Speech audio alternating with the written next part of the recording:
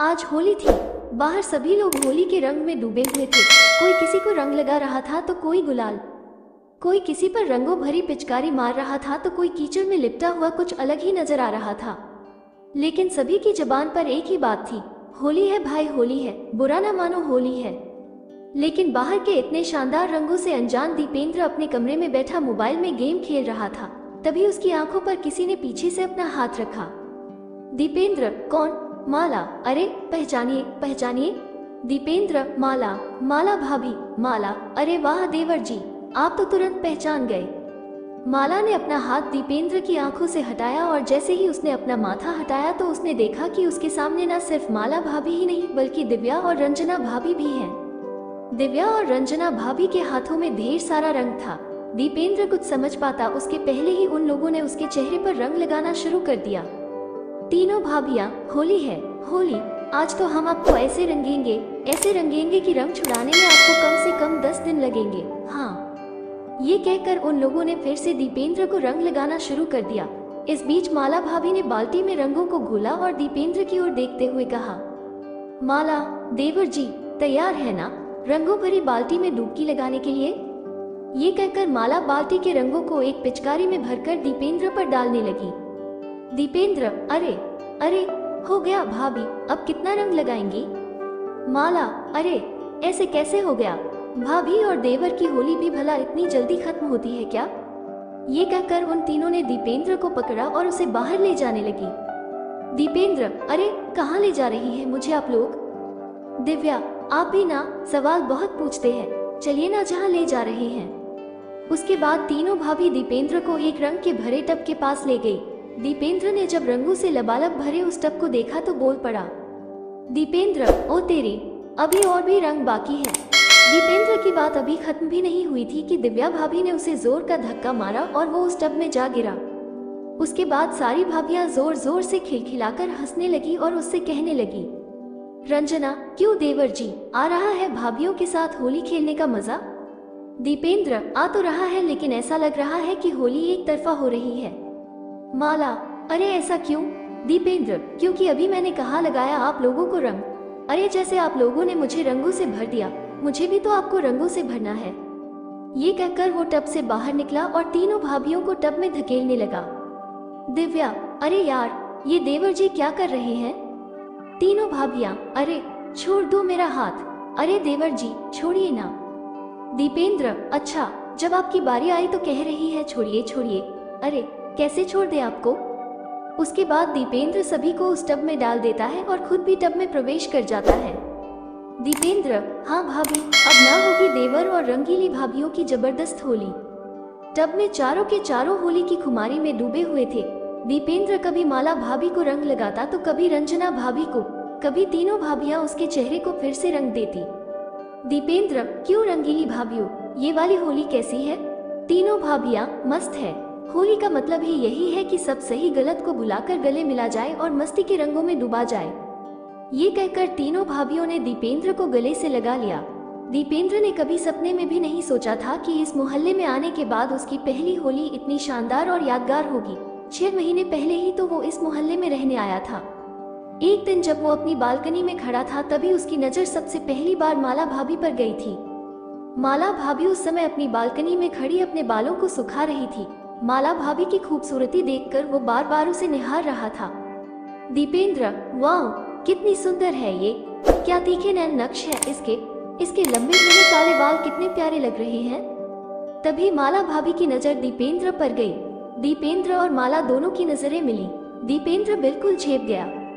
तभी माला भाभी ने उसकी ओर मुस्कुराते हुए देखा और अपनी एक आंख दबा दी। माला भाभी की इस हरकत पर दीपेंद्र के दिल की धड़कन बढ़ गई और वो मन ही मन सोचने लगा, मस्त है, अरे वाह, इतनी जल्दी ग्रीन सिग्नल मिल गया मुझे, क्या किस्मत है मेरी। उसके बाद तो उन दोनों का नैन मटक्का हर दिन शुरू हो गया। कभी दीपेंद्र अपनी बालकनी में खड़ा उसका इंतजार करता तो कभी माला अपनी बालकनी में उसका इंतजार करती हुई मिलती। उन दोनों ने इशारों इशारों में बातें करके एक दूसरे का फोन नंबर भी ले लिया था। अब वे घंटों बातें भी करने लगे थे। माला, अरे यार फोन रख भी दीजिए देवर जी, कितनी बातें करेंगे। माला, अरे यार फोन रख भी दीजिए देवर जी, कितनी बातें करेंगे। दीपेंद्र, क्या करूं भाभी, आपसे बातें करके जी नहीं भरता। माला, वो तो ठीक है लेकिन कुछ बातें कल के लिए भी रहने दीजिए मेरे प्यारे देवर जी, क्योंकि मेरे पति का फोन आने वाला है। ये कहकर माला भाभी ने फोन रख दिया। लेकिन इस बीच दीपेंद्र के साथ एक और घटना घटी। एक दिन दीपेंद्र बहुत देर से माला का इंतजार कर रहा था, लेकिन माला बालकनी में नहीं आई। दीपेंद्र, क्या बात है, बहुत बहुत देर हो गई, माला भाभी बाहर नहीं आई, फोन करूं क्या मैं उन्हें? दीपेंद्र बेसब्री से माला का इंतजार कर रहा था। तभी उसकी नजर माला की बालकनी में एक और खूबसूरत औरत पर गई। पहले तो दीपेंद्र को लगा कि वो माला ही है, लेकिन फिर जब उसने गौर से देखा तो उसे पता चला। पहले तो दीपेंद्र को लगा कि वो माला ही है, लेकिन फिर जब उसने गौर से देखा तो उसे पता चला। दीपेंद्र, अरे ये कौन है? पहले तो कभी माला भाभी के यहाँ नहीं देखा। माला, रंजना और दिव्या एक ही बिल्डिंग में रहते थे। तीनों में बहुत ही ज्यादा बनती थी। इसका सबसे बड़ा कारण था कि वो तीनों की तीनों बहुत ही खुले विचारों की थी। माला ने जब अपने दोस्तों से दीपेंद्र का जिक्र किया तो तीनों उसके बारे में चर्चा करने लगे। दिव्या, सच में यार बहुत ही हैंडसम है वो। रंजना, अच्छा पर यार ये तो गलत बात है ना, पिछले 1 महीने से तू जिंदगी के मजे ले रही है और हमें अब बता रही है। माला, बता तो दिया ना, छिपाया तो नहीं। दिव्या, अरे हमसे क्या छुपाओगी रानी, हम तो दीवार के आर पार भी देख लेते हैं। दीपेंद्र रंजना को देखकर ख्यालों में खोया हुआ था। तभी बालकनी में माला और दिव्या भी आ गई। उसके बाद वो तीनों दीपेंद्र को देखकर मुस्कुराने लगी और उसे इशारों से मिलने के लिए बुलाया।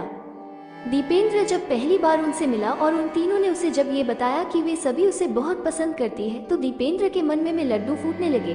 वो मन ही मन सोचने लगा, दीपेंद्र, वाह, इसे कहते हैं किस्मत का धनी होना। एक साथ 3 रंगीली भाभीियों का प्यार।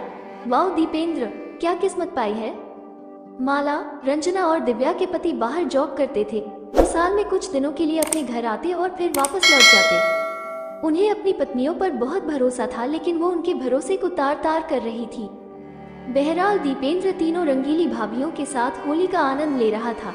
तभी वहां वो हुआ जिसकी उम्मीद किसी को नहीं थी। माला, रंजना और दिव्या भाभी के पति वहां पहुंचे और उन्होंने अपनी पत्नियों को इस बेशर्मी में दीपेंद्र के साथ देखा तो उन सभी का पारा 7वें आसमान पर जा पहुंचा। माला का पति, ये सब क्या है, क्या है ये सब? माला जी, वो हम लोग होली खेल रहे हैं, पर आप लोग कब आए? आपने तो कहा था कि छुट्टी नहीं मिल रही है। माला का पति, छुट्टी मिल गई और इस छुट्टी ने ही तुम लोगों की पोल खोल दी। अरे इस तरह से कौन होली खेलता है?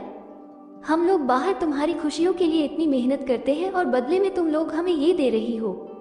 रंजना और दिव्या के पति भी अपनी पत्नी पर काफी आग बबूला हो रहे थे।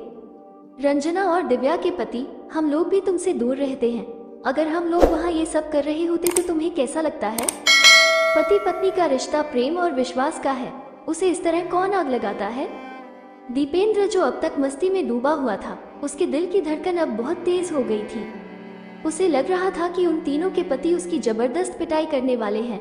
वो भागने की ताक में था कि तभी माला के पति ने कहा, माला का पति, देखो तुम लोग हमारे साथ खुश नहीं हो तो हम तुम्हें छोड़ देते हैं। तुम इस लड़के के साथ रहने के लिए आजाद हो। तुम लोग चाहो तो इसके साथ हमेशा के लिए रह सकती हो। हाँ। उनकी बातों को सुनकर दीपेंद्र ने कहा, दीपेंद्र, अरे ये क्या बात हुई? मौज मस्ती तक तो ठीक है, लेकिन साथ कौन रहेगा, और वो भी इनके जो अपने पतियों की सगी नहीं हुई, वो मेरी क्या होंगी? मुझे नहीं रहना इनके साथ। दीपेंद्र की बातों को सुनकर तीनों को बहुत ही अजीब लगा। उन्हें खुद से घृणा होने लगी। उन्हें अपने किए पर बहुत पश्चाताप भी हो रहा था। उन्हें पहली बार एहसास हुआ कि उन्होंने कितनी बड़ी गलती की है। पश्चाताप के आंसू उनकी आंखों में दिखाई देने लगे थे। माला, हमें माफ कर दीजिए, हम गलत राह पर चल निकले थे। दुनिया में सबसे बड़ा पाप किसी के विश्वास को तोड़ना है। हमने आपका विश्वास तोड़ा है, हमें माफ कर दीजिए, माफ कर दीजिए, हमें ऐसी गलती फिर नहीं होगी। तीनों के पतियों ने उन्हें माफ कर दिया और वहीं पास में रखे रंगों को उन्हें लगाते हुए कहा, तीनों के पति, होली है। होली के त्योहार के दिन तीनों भाइयों ने अपने जीवन से विश्वासघात का रंग निकाल दिया और प्रेम और विश्वास के रंग से अपना जीवन भर लिया। आशा करती हूँ कहानी आपको पसंद आई होगी। चैनल पर नए हैं तो सब्सक्राइब करना ना भूले। धन्यवाद।